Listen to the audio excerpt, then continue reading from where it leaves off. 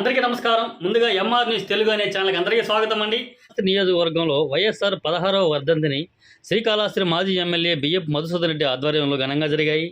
ముందుగా వైఎస్ఆర్ కూడలి వద్ద వైఎస్ఆర్ విగ్రహానికి పాలాభిషేకం చేసి అనంతరం అన్నదాన కార్యక్రమం కూడా చేయడం జరిగింది.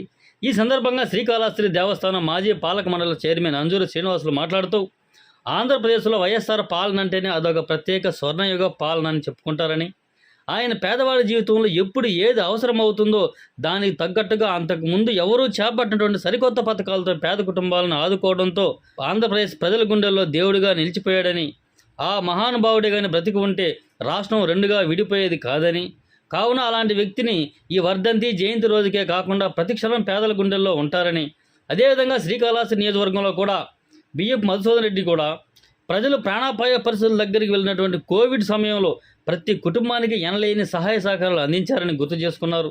ఈ కార్యక్రమంలో ఆంధ్రప్రదేశ్ వైఎస్ఆర్ పార్టీ రాష్ట్ర జాయింట్ సెక్రటరీ సిరాజ్ బాషా, కంటా ఉదయ్, అదేవిధంగా యువ నాయకులు సురేష్, మున్నా, మొగరాల గణేష్, వేలూరు రమేష్ మరియు కార్యకర్తలు, అభిమానులు పెద్ద ఎత్తున పాల్గొన్నారు.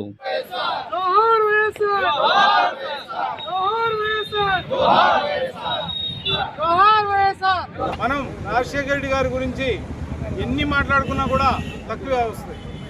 ఈ యొక్క ఆంధ్రప్రదేశ్లో ప్రతి నిరుపేద గుండెలో ఒక చప్పుడుగా రాజశేఖర రెడ్డి గారు ఉండేది.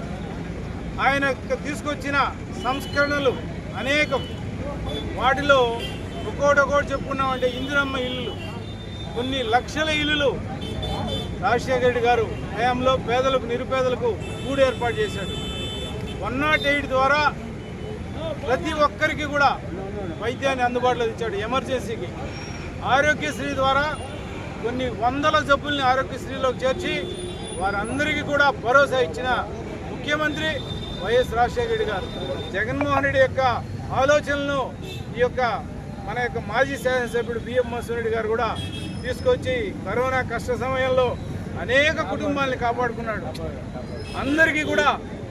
అందరికీ తినుబండారాలు అంటే ఆహార ధాన్యాలు అన్నీ ఇవ్వడం జరిగింది, ఫుడ్ ఇవ్వడం జరిగింది, అకామిడేషన్ ఇవ్వడం జరిగింది, మెడిసిన్స్ ఇవ్వడం జరిగింది.